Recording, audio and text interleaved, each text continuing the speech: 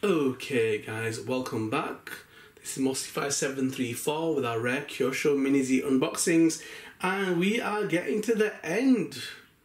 Amazingly, because I've stopped saying that I'm not going to do any more, but this series, yep. But there'll be loads more videos when it comes to Mini Zs and my little projects. Okay, so here's a pre-owned little beauty. I already have the shell. But it was a pretty good deal, guys. It was pre-owned, and I think this is under £100. It might have been £90 or £80. Now the shell is in good condition. The shell's pretty pristine, guys. Right? Look at the way it's been packed. It's got like carpet, bits of carpet or something. So this came from Japan, and so as I say, the shell itself is fetching £50–60, and this shell is in good condition. That shell's nice, guys. It's got alloy wheels that come with it, which is another plus. So really, what you've got in the wheels and what you've got in the car has paid for itself easily. But there's a whole chassis under here that's kitted out to the max. That's probably the most kitted out, blinged out all-wheel drive that I've got. So let's have a look. So that was a real bargain. I was like, whoa! So yep, it's got the anodized metal alloy battery holder. It's got gold connectors, better current flow. It's got the coloured plates. Oh, look at that, alloy hubs, tie bar, tie rod, heat sink. That I think it's a heat sink, is that? Okay, and again, you got the tie rods. Your springs which look uprated, and C-hubs, swing arms. I don't know if they're. Yeah, they are. Alright, they're alloy as well. Wow. So there's some money there. So basically, what I paid for it would have just covered the cost of the car and the alloy wheels, but there's a whole heap of stuff there. And it's a 2.4 ASF version. So, a nice little drifter. But yeah, guys, rare, beautiful, and the shell itself, nice. So, couldn't turn that little bad boy away. And normally I negotiate, but boy did I have ants in my pants that day. The day this came up, because the bike now was like £100 and something. I was like, please nobody buy that. I need to negotiate a little bit. So I ended up bartering with them a little bit to try and get the price down. And no, I think I just went for it. I think paid just under 100 and got it because I thought, you know what, all the upgrades on there, if you had to buy them upgrades, that car's talking £200–300 easy. Okay, you're guaranteed seeing that, but it's never actually been in the stand. Okay, because when I originally got this car, it was a kit, had to build it up, so it's never actually been displayed as a full car. Okay, and it is a little beauty. So this is the Mark 1 Renault Megane RS version. I like it. Really hard to get hold of. I've only ever seen one that's come up. Oh, there was another one that came up as a ready to run, but not new. And the only thing I don't like about it is the lights. They've coloured the lights in, and there's no space to put light kit in anyway. But yeah, that's the only downfall. But apart from that, if you remember, guys, I did a video, will 1/24 scale die-cast cars fit Mini Zs, and I bought the metal version of that.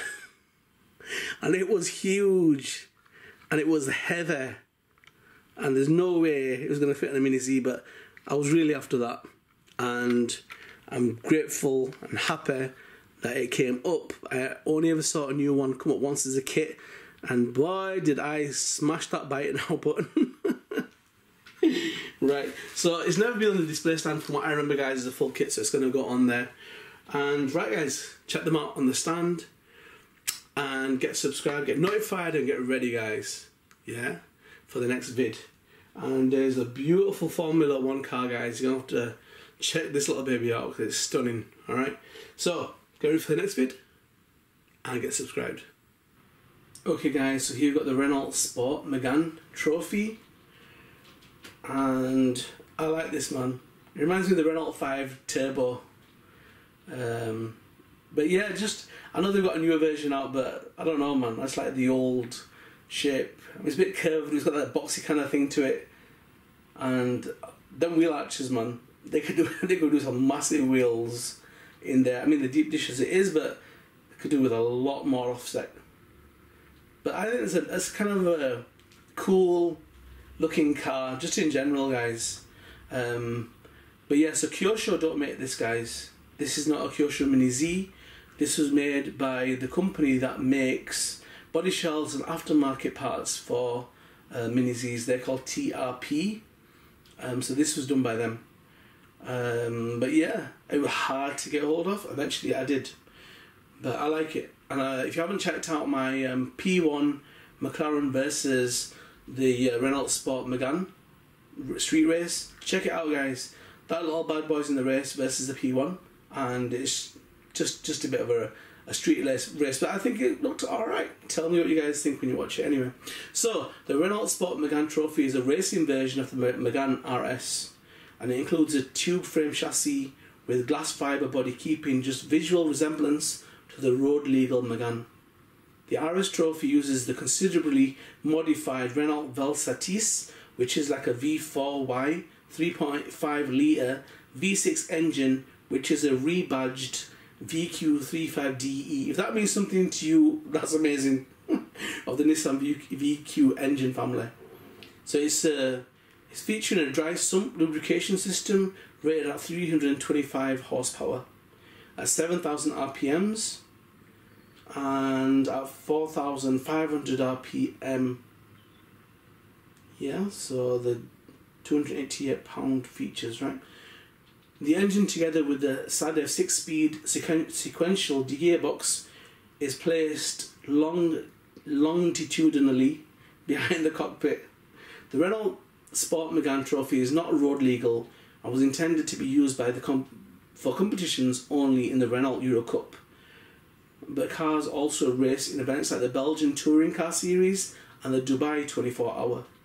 The second generation was shown at the 2008 Paris Motor Show and was used in the Renault Euro Cup starting from the 2009 season.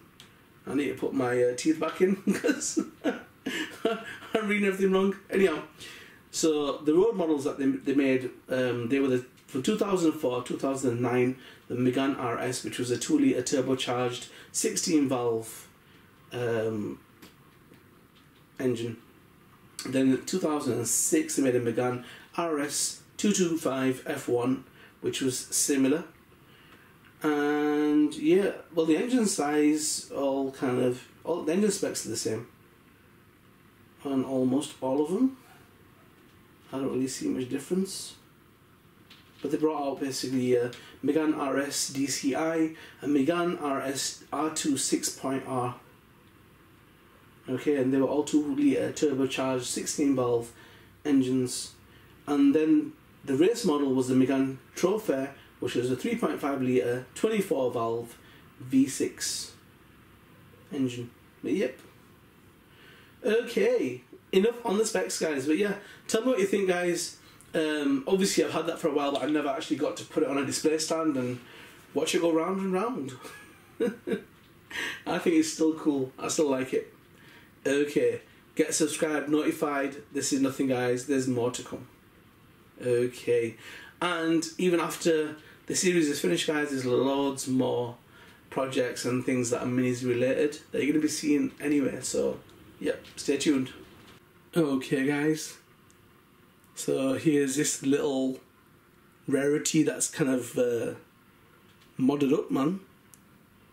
After this, we'll give it a few spins on the stand like that, and then I'll take off the shell. So you can have a look at the modifications, alloy upgrades in this car.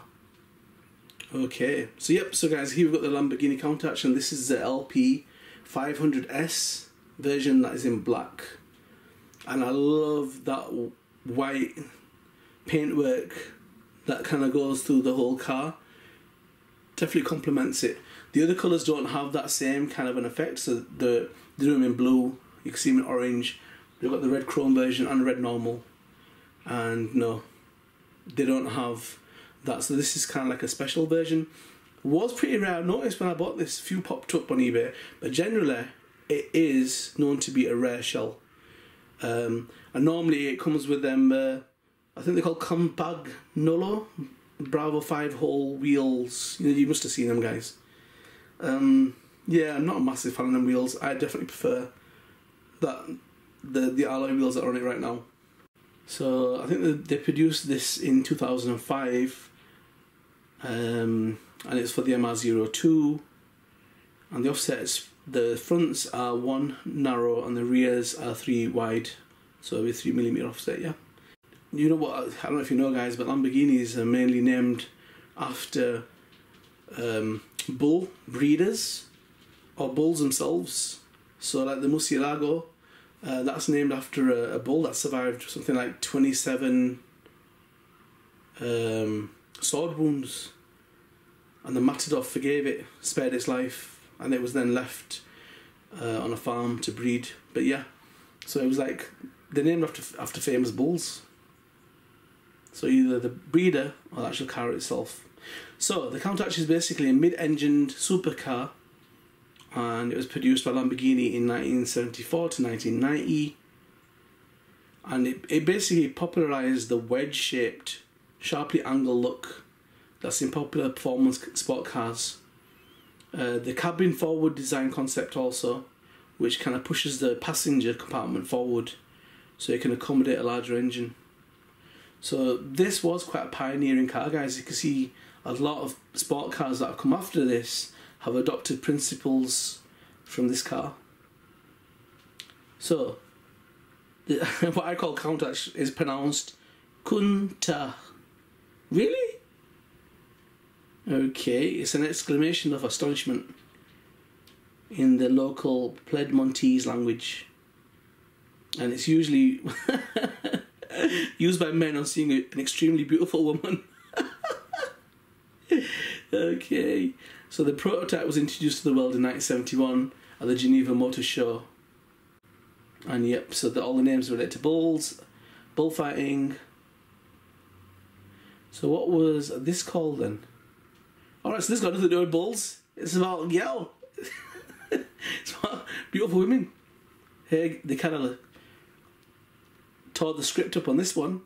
They normally just keep it like Muro is called Murcielago. They're all bull related. Anyhow, so what I call gull-wing doors, people call scissor doors. I remember them being, intrigued. I remember being intrigued by them doors on the Testarossa when I watched like Miami Vice.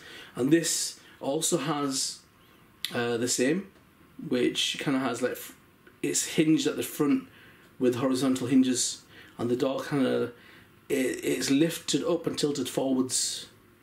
So yeah, one of the reasons why there's a tubular space frame chassis is because there's a very high and wide door sills that they have. I mean, the funky thing was though that you could use these in tight spaces because obviously they don't open outwards, they open upwards like the i8. So it's kind of funky for guys in tight spots. So again, I can't really find too much. It's a V12 engine, and it's mounted longitudinally with a mid-engine configuration, and that's the contrast with the Muro. So it's a 5-litre power plant. That was the first production cars, and then 5.2 litre with 4 valves per cylinder. So they increased the displacement. So there's 6 Weber carburetors until the 500 QV model became available in America, and then they did what's called the Bosch K Jetronic fuel injection. That sounds mad. So basically produce more power than fuel injected cars. So they continue to use carburetors because of that, until the arrival of the Lamborghini Diablo, which replaced the Countach. And the skin of the aircraft grade aluminium is over the tubular space frame, and that's why this car is expensive. And the underbody tray is made out of fiberglass. So yeah, a lot of pretty pennies gone into making that, guys. Right, anyway, that's enough of that. Let's just quickly take off the shell, and you guys can have a wee look at the body, or the chassis, should I say. So I think I did show it you, but a lot of the upgrades are there. We'll give it a quick twirl, and you guys can just see it like that. Out of all my all-wheel drive cars, I mean, it's not a newer version, but it's ESF 2.4 gigahertz version, but it still handles pretty cool. It drifts pretty well. You can't connect a gyro to it. It's the older version, but that's the most kitted out all-wheel drive car I've come across, that I've got anyway. So there's quite a few upgrades on there. So yeah. So definitely the drive shafts, the C-hubs, the spring retainers, the pins look like they've been changed as well, the king pins, obviously the tyre rods. Yeah, front and back, it seems to have the same mods. It's got that heat. I think that's a heat sink made by a company called something 3. I remember they used to make parts for the Associated M28, which is like a small 28 scale truck. But yeah, pretty cool, guys. That was kind of like a bargain. And as I say, you know what? I normally wait for people to reply to offers, but I just went for it because I thought, when you total it up, there's a lot of money in there, so I wasn't going to make a loss. Cool. Okay. And check out the vids, get subscribed, get notified, otherwise you won't hear about the cool stuff that's about to come, guys.